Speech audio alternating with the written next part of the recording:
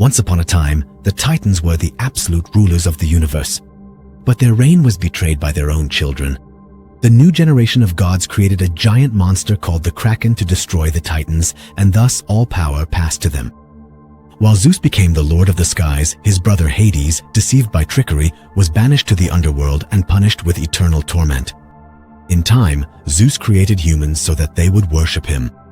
The faith of humans made the gods stronger. But mortals, after a while, began to question, to doubt, and eventually to rebel against the heavens. Thus, the first sparks of the great conflict between gods and humans were ignited. Meanwhile, on a distant ocean, a fisherman finds a coffin drifting in the water. When he opens the coffin, he finds a dead woman inside and a baby who is still breathing. The fisherman takes the child in, raises him, and over the years, the child becomes Perseus. He lives as a fisherman just like his father. One day, while sailing towards Argos, they see the giant statue of Zeus on the sea. But the old fisherman immediately senses something is wrong. Soldiers are smashing the statue's feet with sledgehammers. The statue topples over, falls from the cliff into the sea, and churns up the water. As the soldiers shout in triumph, the sky darkens. Countless winged demons emerge from the clouds and attack the humans who have defied their god. The soldiers try to resist, but they are torn apart one by these creatures. After a while, the flying beings merge together and transform into the true form of Hades. Hades notices the fisherman's boat and, filled with hatred, attacks and destroys it. As the boat sinks into the water, Perseus manages to escape at the last moment. But his family is trapped inside the boat and pulled down into the depths. Perseus swims frantically toward his father. However, he cannot save anyone inside the boat. He witnesses with his own eyes as his family drowns beneath the water. With nothing left, he clings to pieces of the wreckage. Crying out in pain, he struggles to stay afloat. At that moment, Zeus realizes that humans have rebelled against the gods and prepares to respond to this betrayal with fury. At the same time, Hades ascends to Olympus and provokes his brother, asking for permission to punish the people of Argos. Apollo objects to this because the god's power comes from the prayers of humans. Nevertheless, Zeus, thinking that humans need to feel fear again, accepts Hades' plan. Meanwhile, Perseus is found in the water by Argos soldiers and is quickly taken to the city. The soldiers enter the palace and, despite heavy losses, report to King Cepheus that they have completed their mission. As the people cheer with joy, the king declares that from now on, it will not be the gods, but the people themselves who will determine their own fate. The king's daughter Andromeda warns them, saying that the price of such arrogance will be heavy. However, her mother responds mockingly to this. At that very moment, the lights in the palace flicker and go out. A black smoke gathers in the middle of the room and quickly pulls the soldiers inside, lifting them into the air and beginning to kill them. Perseus manages to hold onto the ground and survive. When the cloud of smoke takes its true form, Hades appears. He watches with interest as Perseus resists his power. Then he turns to the Queen of Argos and with a single touch drains her life energy, turning her into a corpse. Then he addresses the people. He announces that there are 10 days left until the solar eclipse, and on that day, he will unleash the Kraken upon the city. If the princess is not sacrificed, Argos will be completely destroyed. Before leaving, he also reveals Perseus's true identity. Perseus is actually the son of Zeus. This is also the reason for the impending disasters. Immediately after this revelation, the soldiers arrest Perseus. Commander Draco tries to force him to talk, wanting to learn how to break the curse. But Perseus, like the others, has no idea. Soon after, a mysterious woman named Io comes to Perseus. Io knows everything and confirms that Perseus is actually a demigod. According to what Io tells, before Perseus was born, King Acrisius defied the gods and attempted to besiege Olympus. Instead of killing him, Zeus chooses a far more terrible punishment. He disguises himself as Acrisius and forces himself on the queen. When the king returns, he realizes what has happened and orders both his wife and the baby born from Zeus to be killed. But just before the coffin is thrown into the sea, Zeus strikes him with lightning and transforms him into a terrible creature, condemning him to eternal agony. Good one, he tells Perseus that his demigod power makes him the perfect candidate to kill the Kraken. If the Kraken is destroyed, Hades will also lose his power, because the monster was created from Hades' own body. Seeing that this is his only chance to avenge his family, Perseus agrees to join Draco's soldiers. Their goal is to find the Stygian witches who know everything and learn how to destroy the Kraken. Meanwhile, Hades, now in exile crawling through the sewers, visits Acrisius. He tells him that Zeus's son is still alive and offers him a chance for revenge. By breathing a dark breath into Acrisius's body, he grants him great power.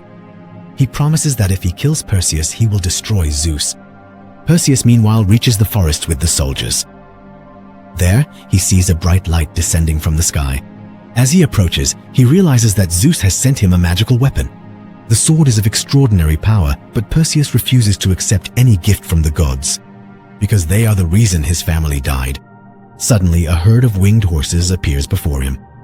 Before he can examine them, a giant black-winged horse lands behind him. Perseus falls to the ground in fear. Io appears and tells him that this is Pegasus, a magical creature sent by the gods to help him against the Kraken. Their conversation is interrupted by a terrifying scream rising from the forest. Perseus immediately runs to where the soldiers are and sees that Acrisius has killed 2 soldiers within seconds. The creature suddenly attacks Perseus and knocks him down the edge of a cliff. Then, like a wild animal, it chases after him. With immense strength, it leaps and lands on the ground. The attack narrowly misses Perseus. Perseus tries to fight back with his sword, but the creature is too strong. Acrisius bites the man's arm and Perseus screams in pain. Fortunately, when the soldiers rush to help, Perseus manages to save himself. But Acrisius's unbearable strength brings them down one by one as well. The creature attacks Perseus again and grabs the man's head. Just at that moment, Draco arrives and saves Perseus by cutting off the creature's hand. As Acrisius flees, the severed hand that fell to the ground quickly begins to transform into a terrifying scorpion creature. Shortly after, a group of soldiers manage to ambush Acrisius and bring him down. But the ground starts to shake, giant claws emerge from the sand, and Acrisius manages to escape amidst the chaos. Then giant scorpions burst out from underground.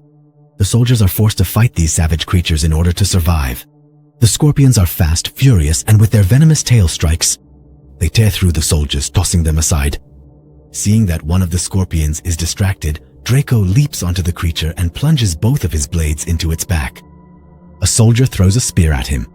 Draco catches the spear in midair and drives it into the scorpion's body, killing the creature. At the same time, Perseus attacks another giant scorpion, but the creature strikes him with its claw and hurls him to the ground. One of the giant scorpions grabs Perseus, slams him into a pillar, and prepares to stab him with its venomous tail. Just then, Io arrives and cuts off the scorpion's poisonous stinger, driving it away. This time, the scorpion turns on Io, pins her against a wall, and attacks her relentlessly. At the last moment, Perseus arrives and saves Io. The two of them start to flee in panic, but the scorpion quickly chases after them. Realizing there's nowhere left to run, Perseus pushes Io away and prepares to face the creature alone. When the giant scorpion lunges at him with all its might, both of them fall to the lower floor. Everyone is horrified, thinking that Perseus has been swallowed by the creature. But suddenly Perseus bursts out of the scorpion's belly and kills the monster right then and there. However, the joy of victory is short-lived. More giant scorpions emerge from behind the hills and surround the entire team. When scorpions are about to attack, they suddenly freeze in place. Strange chants begin to be heard from far away. Draco immediately recognizes these mysterious figures. These are the demons they fought against in the past. But Perseus, he believes they are no longer enemies but allies, because they are the ones who stopped the giant scorpions. The demons not only stop the giant scorpions, but also quickly bring them under control and almost domesticate them. They turn these giant creatures into means of transportation. Although the soldiers hesitate at first, they realize that, with the eclipse approaching, they have no choice but to trust the demons. Thanks to the giant scorpions, the team quickly crosses the land and reaches the Stygian gardens where the dangerous witches live. As night falls, they move into the mountain and climb to the summit. In the darkness, 3 terrifying witches without eyes appear. The witches already know what the soldiers are looking for and demand a price in exchange for information. They immediately launch an attack. Perseus grabs their single eye and threatens to destroy it. Under this pressure, the witches are forced to reveal the only way to kill the Kraken. According to them, only Medusa can kill the giant monster, because Medusa's gaze turns any living thing to stone. Having gotten the answer, Perseus throws the eye to the ground and prepares to leave. But the witches warn him with mad laughter. No matter what he does on this journey, he will die. Upon hearing this ominous prophecy, many soldiers choose to abandon the mission and return. The only ones who continue on are Perseus, the remaining soldiers, and the leader of the Jinn, who wants to take revenge on the gods for exiling his people to the desert.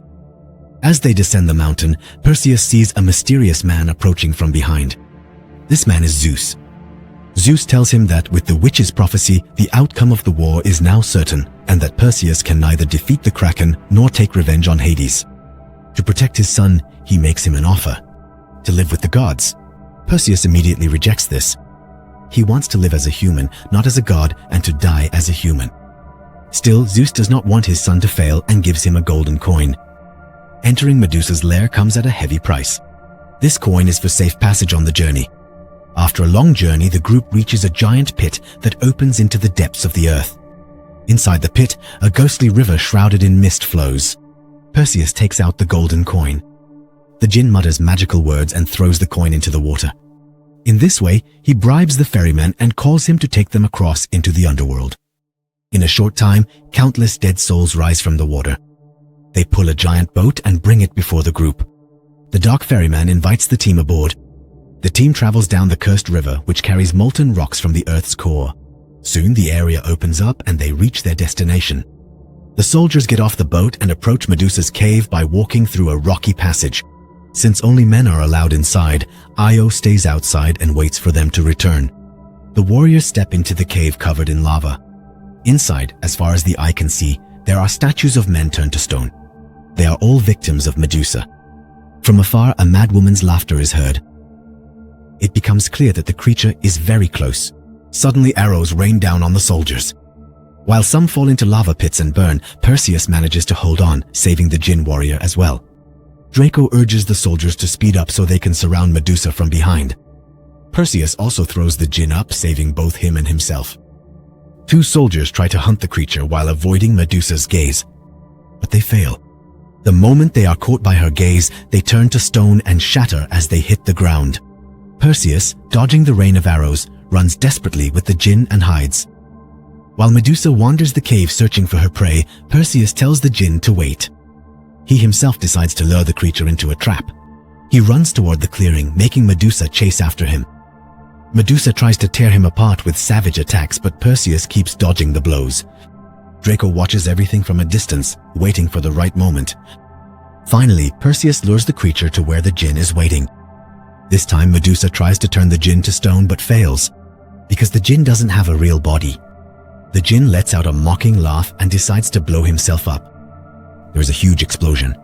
Medusa and Perseus are thrown backward. Before the creature can recover, Draco appears from above. He jumps onto the giant rock on the ceiling, breaks it, and pins Medusa's tail to the ground.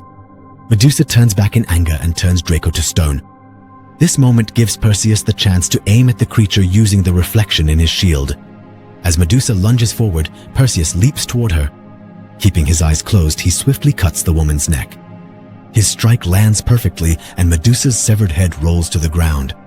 Perseus takes the head with him and becomes the only one to make it out of the cave alive. When he gets outside, he is met with a horrifying sight. Io has been stabbed in the back by Acrisius and thrown against the wall. Perseus attacks in anger, leaps into the air, and goes on the offensive. This time, he has the upper hand.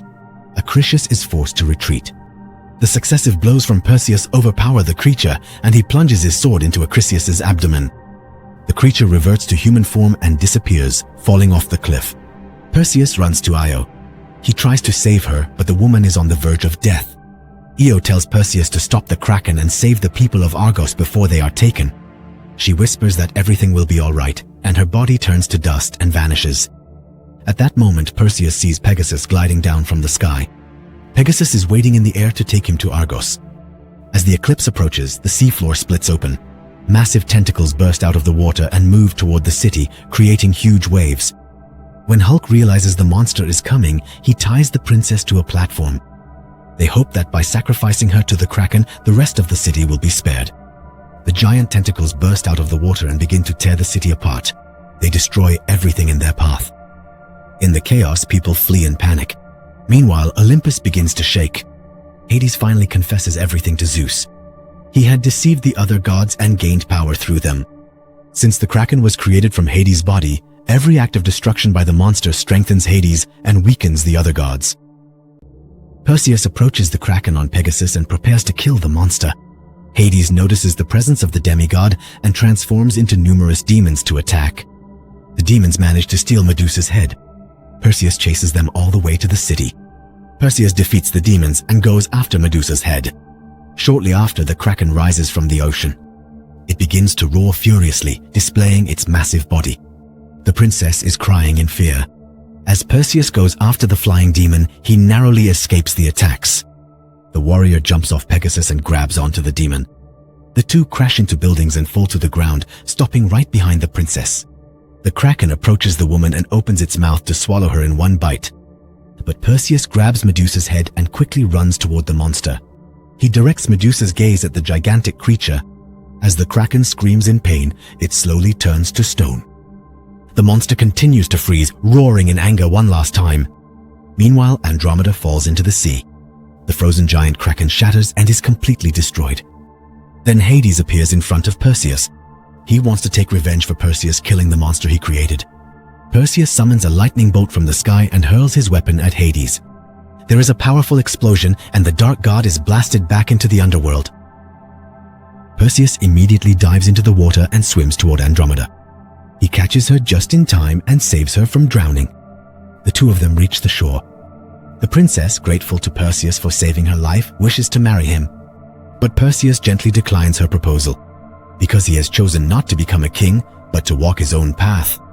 After delivering the princess to the people of Argos, Perseus is visited by Zeus one last time. As a reward to his son who saved the heavens, Zeus brings Io back to life. Thus, Perseus continues his life with the woman he loves.